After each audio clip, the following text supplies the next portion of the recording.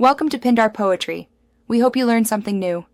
You begin by confirming which Visual Studio edition and exact version you have so the correct update is chosen.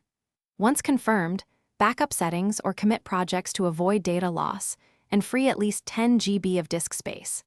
Make sure other apps are closed and antivirus is temporarily disabled to prevent installer interruptions.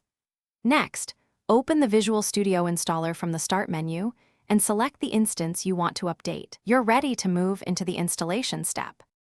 Once the installer is open, click Modify or Update on the targeted instance so you can pick exactly what changes.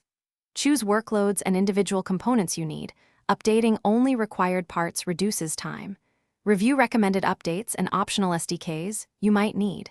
NET or C++ toolchains. Apply changes and start the download. Keep an eye on network throughput because large SDKs can take time. If prompted for admin rights, approve them so the installer can patch files and services without failing mid-process. After installation finishes, restart Visual Studio and run a quick build or unit test to confirm everything works.